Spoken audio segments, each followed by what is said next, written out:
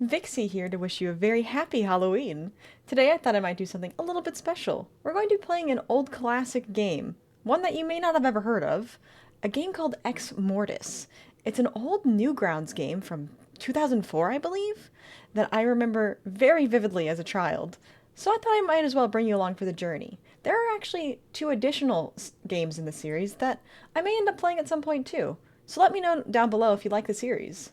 But for now, enjoy Exmortis. Alright, here we are on Newgrounds.com looking at Exmortis 1. Now I just checked, this game did originally come out in 2004. And as I said before, this is the first in the series as there are two additional ones. If you like it, be sure to let me know because I would definitely like to try the other ones. I have played all three before, but it's gotta have been, oh god, at least a decade since I have, so I'm very excited to be returning to these. Let me know down in the comments below as well if you've ever played an Exmortis game, or if you remember them at all, or any other Newgrounds games you may have played. I know Newgrounds is really big in the scene as well, so let me know your experience with Newgrounds, because I definitely had a lot. Alright, let's go ahead and get started.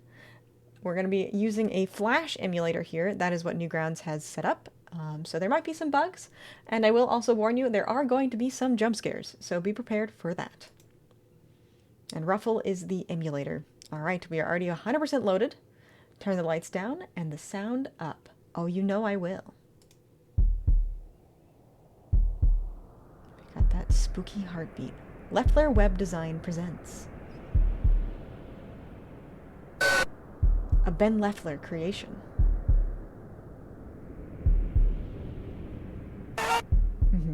Story and design by Ben Leffler.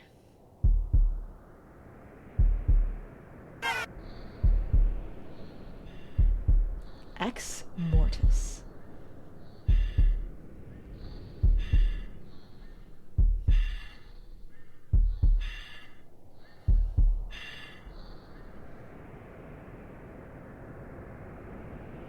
Oh god, they really delayed that one, didn't they? Okay. I've played this game quite a few times, and yet still, some of those jump scares really get me. Anyways, you wake up in the woods with a lump on your head. You can't remember how you got there. All you can recall are the dreams. It's late, cold, and you are unsure of where you are exactly. Fighting through the headache, you regain your focus. See a house in a clearing and decide to shelter there.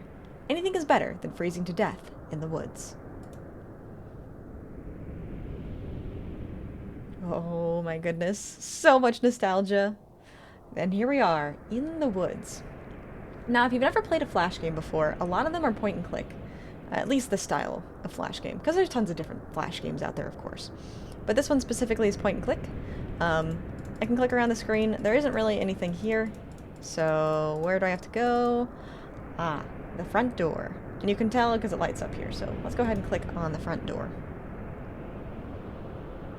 And now we are at the front door. Fancy that. Go ahead and see if it's unlocked, shall we? And it looks like it is, with that very creepy door opening sound effect. Alright, so now we're at the main entrance. Let's see where we can click. A hallway shrouded in shadows. Okay. And these stairs lead up to a second level. Well, I don't really feel like going upstairs just yet, so let's stay on the first floor. See where this hallway shrouded in shadow leaves us. Dark hallway. It looks like we can turn around here. I saw something. What was that? An old fan. It doesn't look like it's worked in a long time. Okay. This hallway... Wait. This hallway leads off into darkness. Just another painting on the wall. So it's not just point and click, it's just mouse over and click. Alright. Let's try this door on the left. Cellar entrance. Okay. The handle turns, but the door refuses to budge. It's almost like someone is holding it closed. No idea what that was, but it's definitely reversed.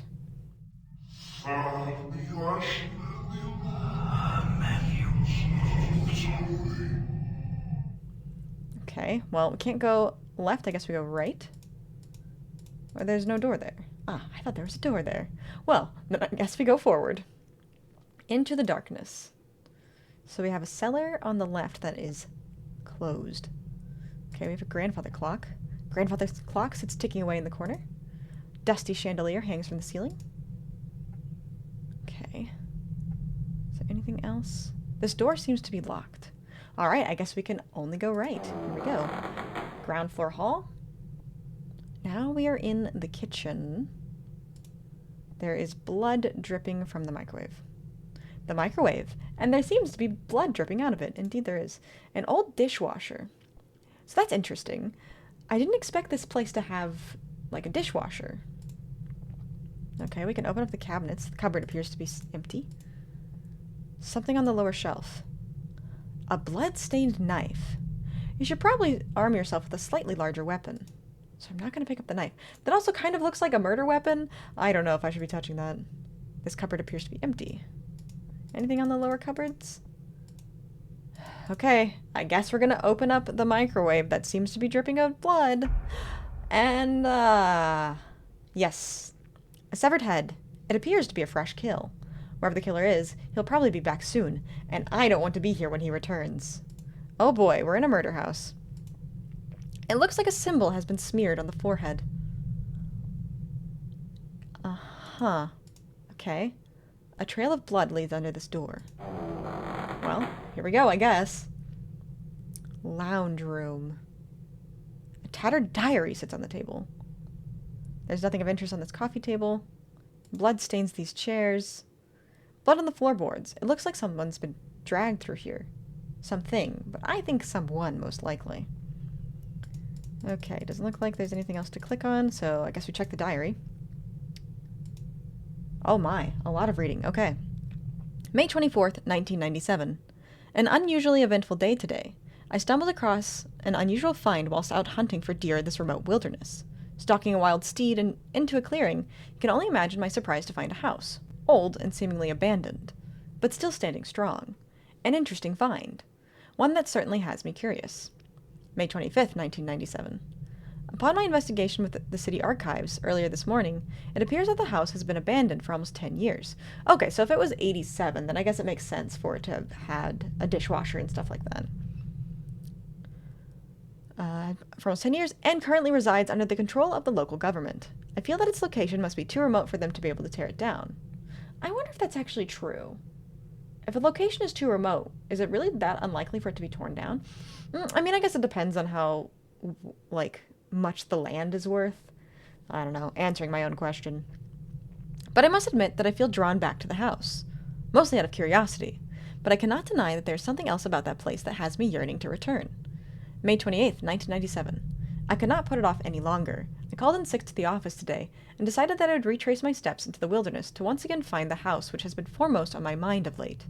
It didn't take much to find it again, as it was almost like I was being guided back to the exact spot that I found myself some 4 days ago. Once I plucked up enough courage, I pushed open the unlocked front door. Admittedly, I was very surprised at the ease with which the door opened, considering that the hinge had probably built up a good 10 years worth of rust. Huh. Okay, so I guess they knew it was from the 80s directly from the archives, but just that it was old. Fair enough. To my relative astonishment, the place was still furnished. Though very dirty and completely run down, I was, and still am, amazed at the state of the place, considering that it had been empty for so long. I decided that I would explore the house, and not disturb anything within. My fear had not subsided, and, as a matter of fact, it is still with me as I record this journal some hours later. My curiosity took me through the kitchen, bedroom, and lounge room before a thumping noise from the roof on the second level startled me so much that I ran out the front door and back through the forest to my automobile. As it was, I almost fell off a small ledge and into the thicket below. I felt like a complete fool being scared off by rats, which I assumed they were. May 29th, 1997. I had a nightmare last night. All I can remember is the blood and the frightened screams surrounding me, and the house. The house was in my nightmare too. May 30th, 1997. I called in sick to work once again so that I could venture out to the wilderness and explore the abandoned house once more. Not surprisingly, I found the structure with relative ease as I did yesterday. However, I was startled when I noticed that the front door was closed. I am certain that when I left in such a hurry the other day that the door had been left ajar. In any case, I eventually attributed the closed door to the wind, as I was clearly the only person who had been in the old house recently.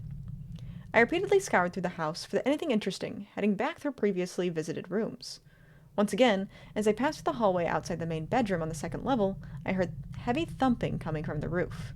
I was instantly very tempted to repeat yesterday's dash from the house, but I swallowed my fear and continued on with the exploration. In the unlimited time that I had before dusk, unfortunately, I did not uncover anything that would help explain the mysterious disappearance of the most recent tenants. Did they say something about the tenants disappearing? Well, I guess it would make sense that it would be confusing because the furniture is all still there. Okay. May 31st, 1997. I sit here in the lounge room of the old house by candlelight, recording in this journal the events that have transpired today. Although I am scared to within an inch of my life, I am bound to this house and feel that I do not have the strength or resolve to run back to my car at such an advanced hour. As I have for the past week, I returned to this house with the intent of uncovering anything that could help answer the question of its missing tenant. I failed to uncover anything that could help the cause, but what I did find seems far more precious and disturbing than I could have ever hoped for. As I was scouring the library for any misplaced photos or letters, I almost tripped myself over a leather-bound book sitting in the middle of the dusty floor. I was certainly miffed as to how I missed it in my movements through this house of the past few days. Picking up the book, I felt a slight empowerment rush through me. The distant sound of wind began to sound like whispers, and the room in which I was standing seemed to darken. I wondered what knowledge the scribe had passed down the ages for me. Enchanted by this aging literature, I retreated back into the lounge room, settled down in one of the most comfortable chairs, and continued to read through the contents of this book. Written in what seemed to be a red ink of some sort. Red ink? Sure. A lot of the content didn't initially make sense to me, as the majority of it is written in a language that is foreign to me. But in the back of the book, there are abridged translations written by Mr. Xavier Rehem from 1890. The majority of what I could understand seemed rather jumbled and nonsensical. Rather disappointed, I closed the book and relieved myself of its burden. Things from this point became rather blurred and frighteningly surreal. The sound of the distant forest animals stopped as if all life paused, waiting for my next move. The wind outside stopped pounding against the shuttered windows, and the candle winked out of existence, leaving me in almost pitch-black conditions. I listened closely, and all I could hear over my heartbeat and rasping breath was the whispering that I shrugged off before. It was coming from every direction, yet no direction at all. The whispering slowly got louder, until it sounded like a dull roar. Voices of many different types called out. They cried in pain, screamed my name, and some shouted obscenities I dare not repeat. There were so many of them. So many voices. I felt multiple hands pin me down to the chair by my upper torso, but every time I flailed my arms out in front of me, they connected with nothing but air. The harder I was pressed against the chair, the harder it was for me to breathe, and soon I could not breathe at all. I just realized it says breath, not breathe. Little typo there. I blacked out. The last thing I remember was a flash of my nightmare from the night before, a flash of the blood, a flash of the screams, the house. I woke up about 20 minutes ago, slumped in the same chair. It is now long after dark, and I dare not brave the sub-zero temperatures of the woodland winter to return home this evening. Tonight I will be staying here in this accursed house. I sometimes think that I can still hear the whispering, or are they just echoes of my earlier brush with madness? I can feel the urge of slumber rush towards me like a freight train. I pray that I survive the night. I guess the one interesting thing that I had never considered about this game, even back when I played it, is exactly where this is located. Because I guess if you look at the trees on the outside, it does look like it must be winter, which it's not actually. Oh, wait, this is June. Is this in the southern hemisphere, perhaps? That is something I had never considered. Food for thought, I guess. June 1st, 1997. Plagued by nightmares more vivid than I care to remember, I awoke screaming. It appears that I slept through the daylight hours, but it didn't matter to me. I was incensed to fight the freezing conditions outside and return home, but I was scared to move from this spot. They started whispering to me again. I want to leave, but I can't. They won't let me. I scream at them, but they just laugh and utter obscenities back at me. What have I released upon this world? How many Okay, we're almost done. June 3rd, 1997. Vlao. Oh, goodness, I forgot about these names. Vlao. Vlao. Vlao? We're gonna go with... How about Leo? That doesn't sound right either. V.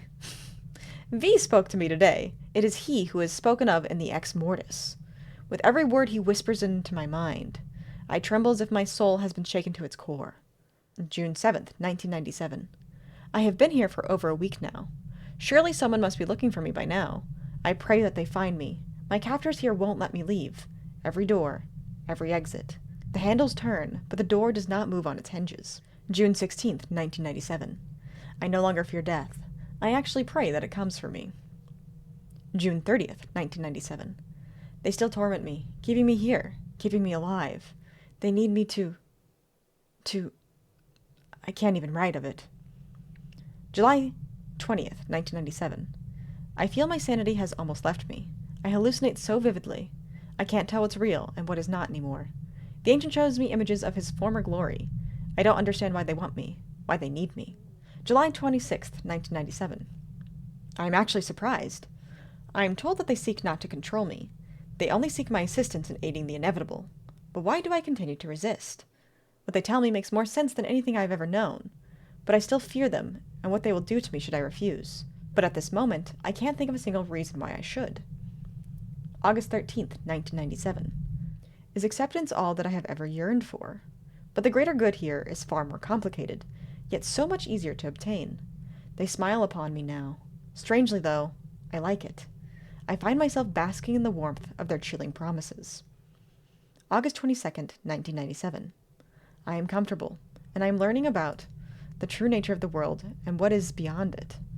I don't know why I continue writing in this journal. I guess that it's the last semblance of humanity that I have within me. It's ridiculous, though. I'm becoming much more than human with every moment that I spend under their patient tutelage. I have been tempted to... Oh, typo here. I have been tempted to throw this journal into the fire on many occasions. Reading over its pages only reminds me of how weak I used to be. I've lost track of the day, but I am sure that I've been here for over a year. It has been a long time since I've entered anything into this journal. I can rejoice, though. We will have company. At last, I will finally be rewarded. A group approacheth to provide me with the everlasting cup of life. A day away, no more, no less, I am told. Wrath, death, blood. My day has finally arrived.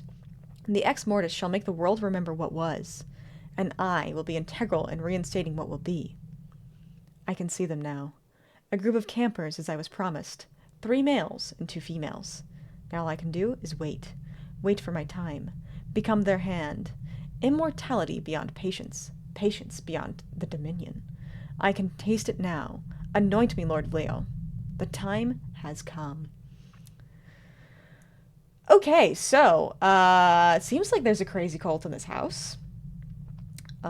Some guy who has gone absolutely insane is in here. And that is not good for me. Okay, so I think we've explored... This is still locked, right? This door seems to be locked. Is there anything in the grandfather clock? Oh! Okay, we have 7, 3... Ooh, that's kind of interesting, actually. So I think that's 7, 3... This must be upside down. So this is 6, and then 9?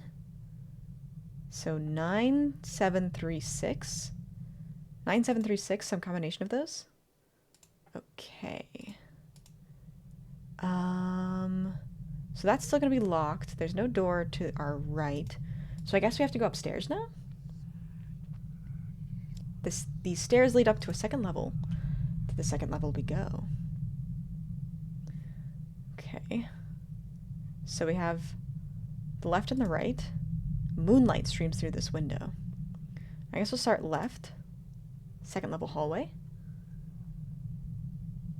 Alright, we have a lamp and the door with no handle. Okay, so then I guess we have to turn around. Anything else? Then we go to the right. Okay. Second level hallway. An old oak side table. Nothing of interest here. Through the door, then, I guess. Oh my. That's a lot of blood. There's no breeze in here, so why is this roof lamp swinging?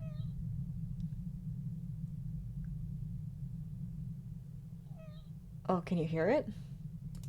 Okay. The bedspread is soaked in someone's blood. Yeah, you don't say. The painting of the wall is of a familiar landscape. Ah, There is a safe hidden beyond the painting. Wow, I didn't see that coming. So what was it? 9763?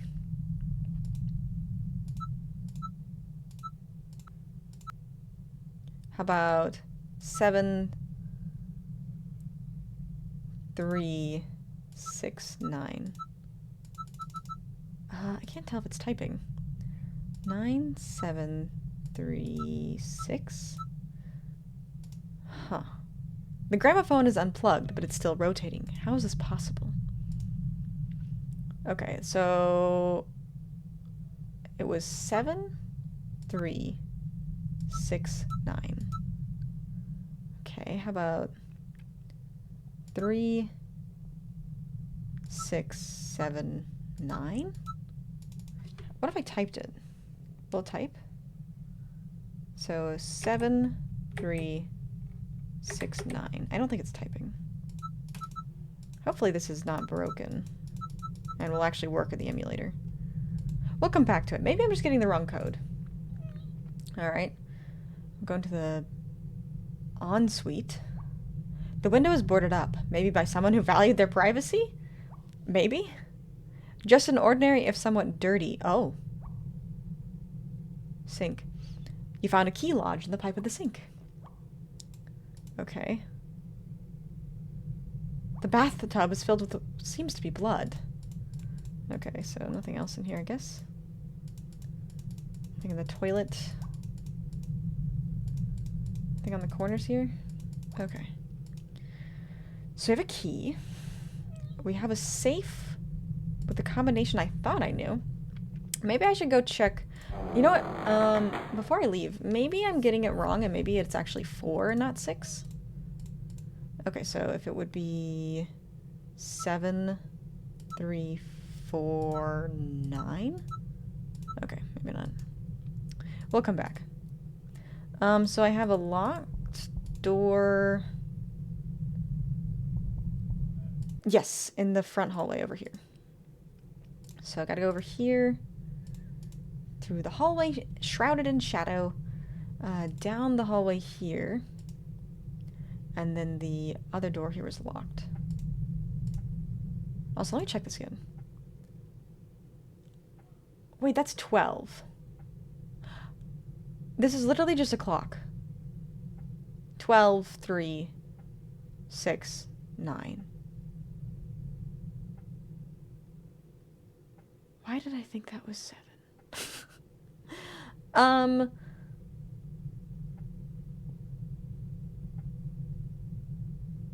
Huh. Use the key to open the door. That is an arm. A severed arm. This house is turning out to be a graveyard. You don't say. Wonder... Oh. Another symbol. What did it say? Something has been written in blood. There's no electricity in this house, so the lamp doesn't work. Okay, yeah, but what if it did, though? There's a book that doesn't quite fit in. Ah, Xavier Raham. C. 1878. How long is this one? Quite long as well. Alright, here we go. G.R. The tale of my daughter Gwen is a sad and sorrowful fable. I refer to it as a fable, for my mortal brain cannot begin to comprehend the horrors that I have witnessed in this house. So I cast what I have witnessed into my memory as delusion and morbid fantasy. My small family moved to this house of solitude last summer to escape the perils of society, and to mourn the unfortunate death of my wife Julia. Tuberculosis claimed her life only months before my move to this place. Hindsight is a beautiful thing, and knowing what I know now, it was a move that I would never again make. An interesting note, actually. I'm pretty sure back in 1878, tuberculosis was not known as tuberculosis. It was actually called consumption. Just a little history thing. Correct me if I'm wrong, though, but I'm pretty sure it was known as consumption. The days rolled onwards towards inevitability. My daughter and I continued our simple existence.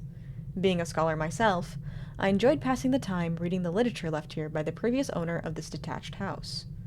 Many of the fine works kept here proved to be very old and of extreme interest to me. Some works proved very challenging indeed, and very hard to translate. Another note, if you remember, Raham was the one who had translated the back of the Exmortis. The library provided here had an abundance of books flavored with subjects focused on the occult. Oh.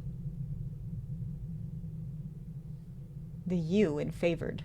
They are not American. One particular book caught my interest, simply titled Ex Mortis. The word is a derivative of ex mortis, which loosely translates to the dead. That's actually not true either. Ex mortis, although the declension would be incorrect, more translates to out of body, or out of death.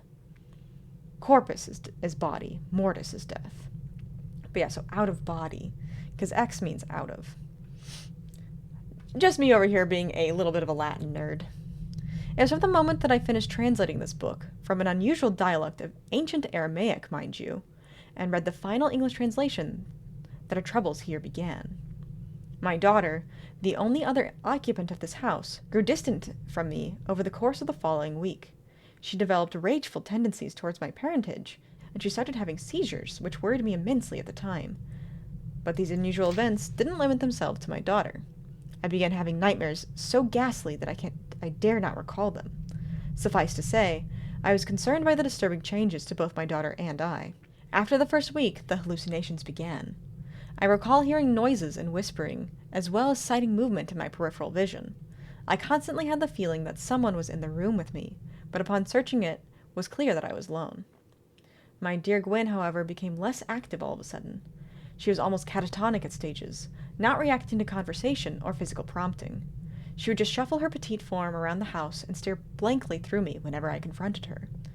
It was shortly after a month of this behavior that I began to notice certain physical changes in my daughter. She seemed withered in her appearance, but her face would at times seem bloated and twisted horribly. It wasn't until a fleeting moment in my day that my hope was crushed forever. My darling Gwen broke free from this new personality that had gripped her for months. She screamed and cried for me to help her, to save her from the monsters that now plagued her body. All that I could do was hold her in my arms and assure her that I would free her from the prison she was trapped in.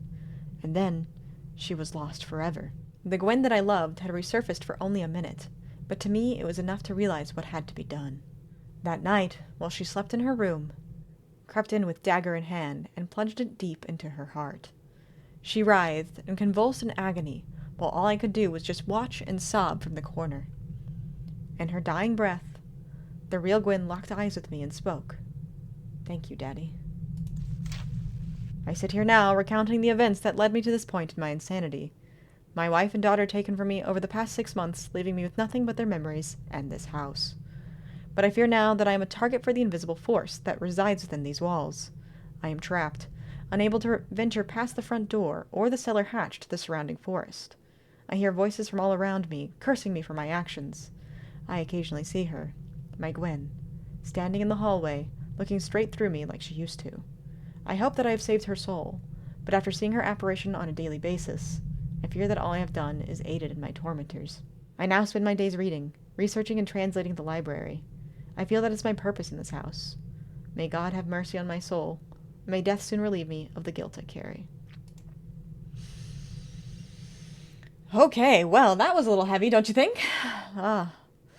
So we have a crazy cultist who is probably currently still in the house, but the original owner of the house, at least from the 1800s, was translating this entire library. That's interesting. The word remember is smeared in blood on this mirror. There's something very unnerving about this sculpture. Oh, I thought I could click on it. I guess not. Bookshelves filled with volumes of books. The fireplace looks like it hasn't been used for years. Okay, so a shelf filled with miscellaneous books on the occult. There's a book here that doesn't quite fit in. So we just read that one. Is there anything else that I'm missing? I don't believe so. I thought I'd be able to click on this sculpture, but I guess not. Okay.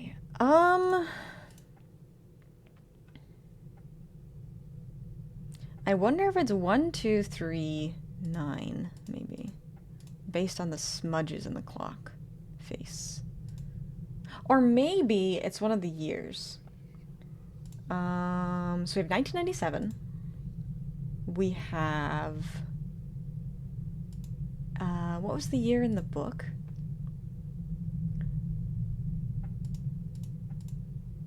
Okay, so we have 1997, we have 1890, and then 1878. And then we also have 1239.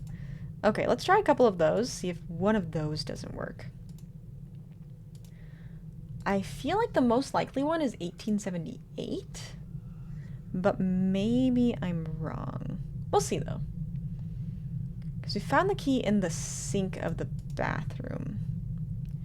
So I would assume that would mean that we would have to go back to this bedroom. Let me try. Okay, so we gotta take the picture off the wall. Let's see. 1878. No. Okay. 1997? No. Okay, 1239.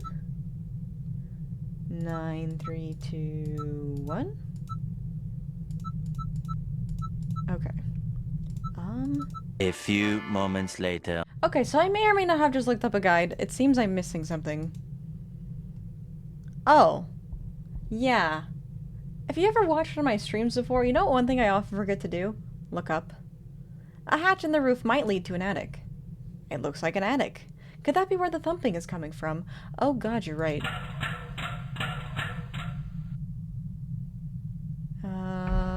Okay.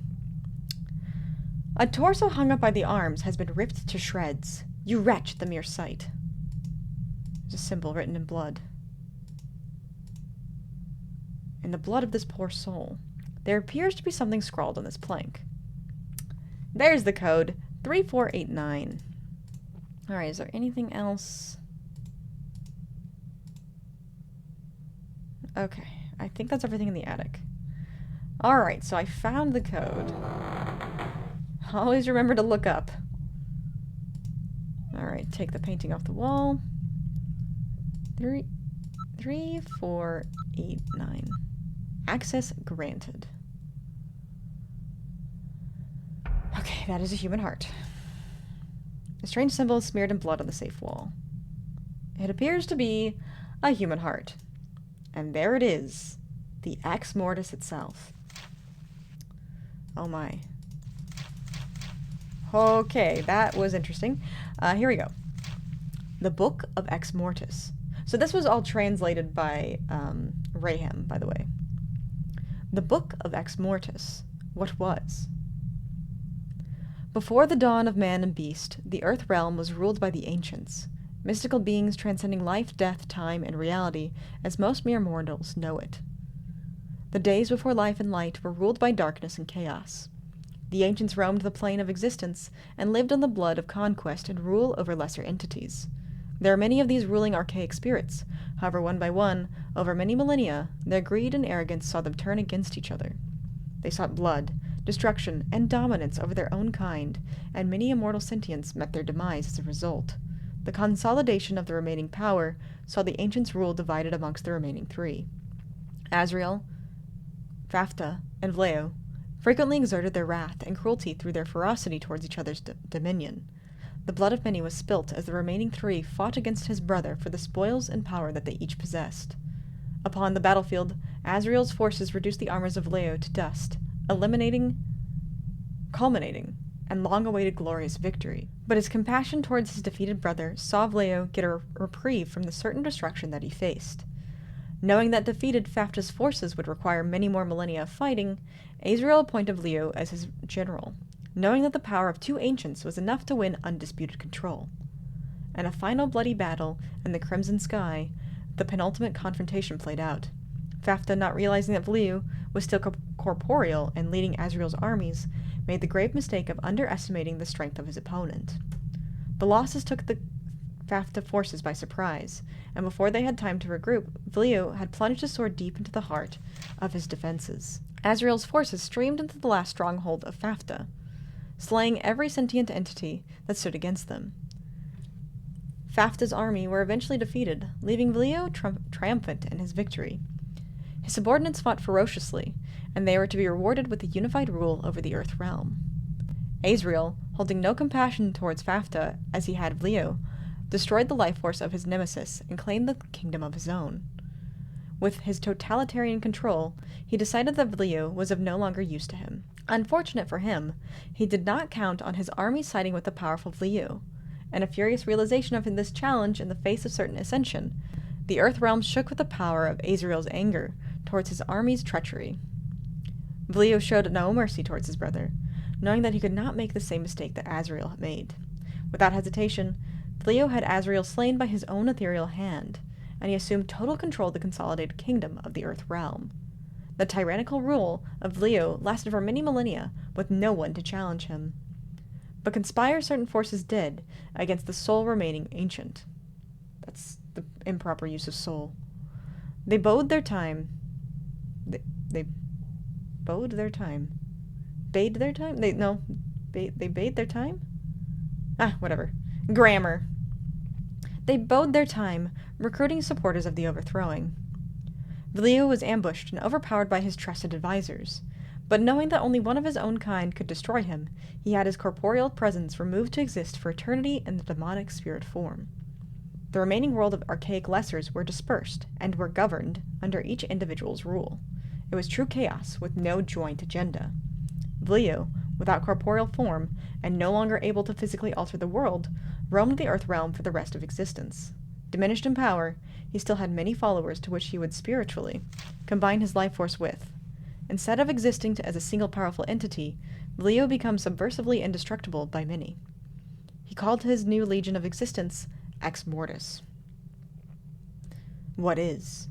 The appearance of soul-bearing creatures of flesh and blood sought a new rule within the Earth Realm. Over many thousands of years, man destroyed countless lesser entities, some very powerful, even some who had helped overthrow Vlio's previous rule.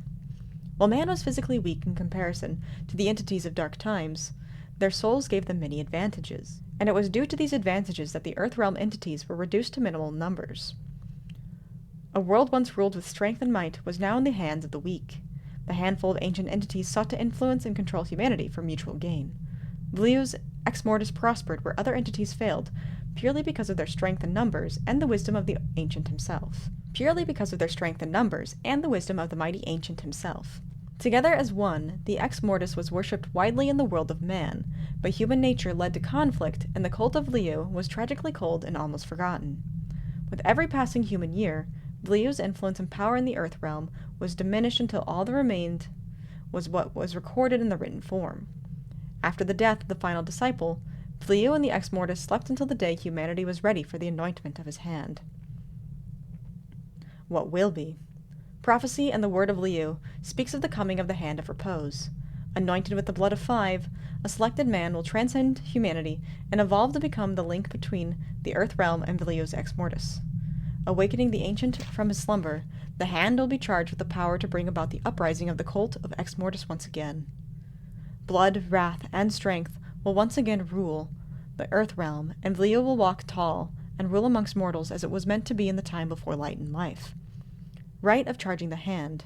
Translated from the Aramaic Cult of Exmortis scrolls, the rite of charging the hand reads as follows: Devoured the crimson life of 5. Marks of Vlio given to thee. Mirrored below, the soul survive. What was, what is, and what will be.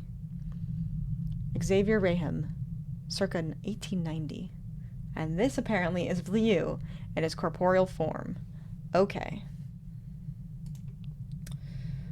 Okay, so we have some symbols. We have the Exmortis now. I think the only thing left is the cellar door, right? There is also a door without a handle. And I don't know if we need to get into there. The door is now ajar. And I hear a little girl laughing. Okay. Oh, hi, ghost. Gwen Raham? Or just another illusion? The blood of Gwen Raham stains the sheets.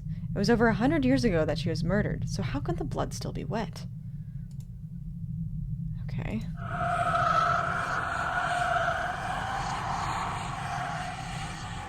I touched a ghost and now I die. Is that what happened? I'm awake. Okay. Now what? I don't feel very safe. Moonlight streams through the window. Okay. For some reason I thought that changed for a second. Okay, so we saw a ghost. I guess I must have passed out? And I was told to wake up. Okay. Is there anything...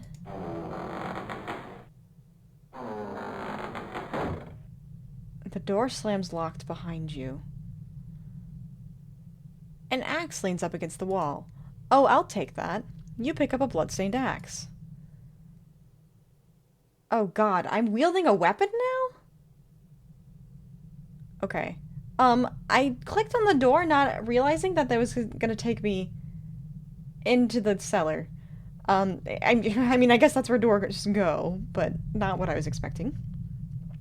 An old air filtration unit, but the ducting runs away from the actual house. That's strange. A part of the wall has been boarded up. Break. Break. Underground tunnels. An old tunnel system stretches off into darkness.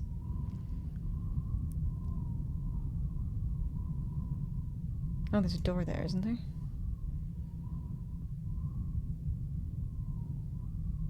The door is locked. Okay. So it's funny, I mentioned I played this game before. I remembered a lot of it up until this point. I don't remember the tunnels very well, but I do remember this part getting very scary. So here we go, I guess. Okay, so there's a locked door and just a tunnel. I guess we're just gonna keep going down the tunnel. Oh shit, that's why.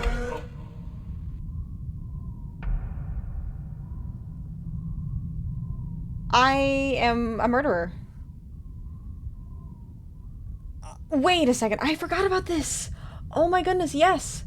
A symbol appears in the forehead. Then that must mean this is the 5th sacrifice. If I'm not one of the 5 campers, then who am I?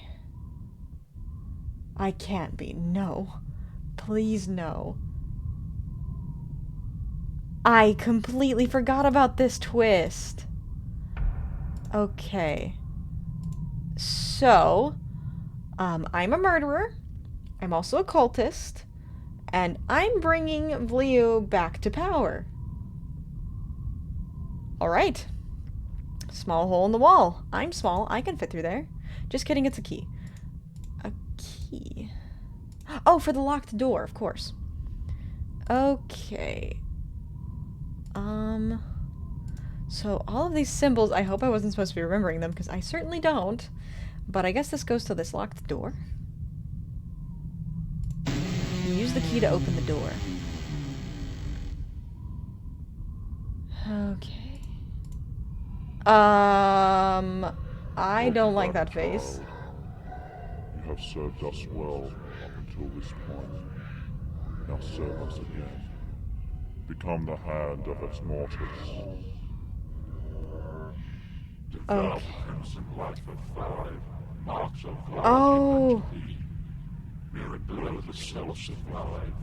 What was, what is, and what will be. Okay, so I can either become the Hand of Exmortis, select the symbols in order to solve the puzzle, or make a run for the forest. Okay. Is it in the order that I found them? Or the order that they were made? So the last one was that one, I believe. Or was it that one?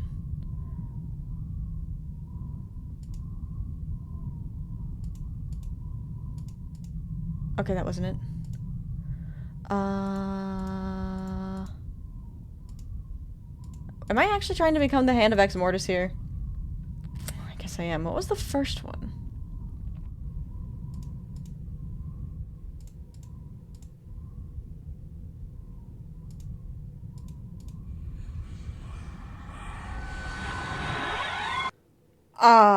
So I just became the Hand of Exmortis, I guess.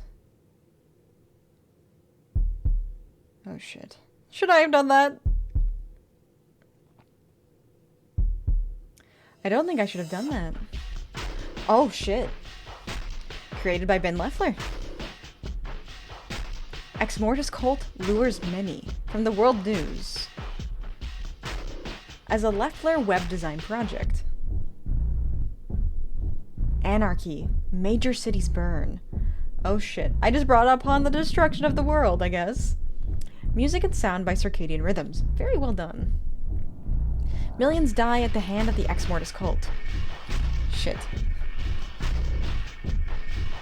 Body models by Elizabeth Johnston, Andrea Whiteside, Mary Cornelius, Matthew O'Dowd, Eric Serrett, Ben Leffler, P.M. Newtonen. So you have some sound effects from Free Sound Effects. Alright, not graphics, credits even. Very, very nice. Really cool. Yeah, I had completely forgotten. One, influenced by various movies such as Evil Dead, Poltergeist, Hellraiser. That's very funny. I could definitely see those inspirations. Play again for alternate ending. Yes, please. Oh, it actually just brings you back here. Okay, so if we just run. Welcome back, child. You have served us well up until this point. Now serve us again. Become the Hand of Exmortis. No. Devour the crimson life of 5. Just run. Run. Oh shit. This must have been where they stashed the bodies. Don't stare at them. Run for it. Run where? Oh, there. Get me out of here. Get me out of here. Oh shit. Oh shit.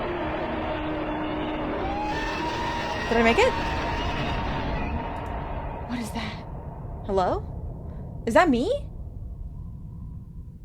You failed to escape the tunnels in time? Oh shit, I guess that was me. Try again. Okay, so you have to go through this door. Then up. Then through here. Then forward. And up. And through. And out. And through here. Through the door. Into the woods. I couldn't read that in time. Did I escape? A makeshift track winds out ahead. An airy mist settles over the surrounding woods. What did that say? A makeshift track winds out ahead. The door leads back to the tunnels from which you barely escaped with your life. The last thing you want to do is go back in there. Okay, it won't let me. That would have been funny if it did. Alright, back in the woods.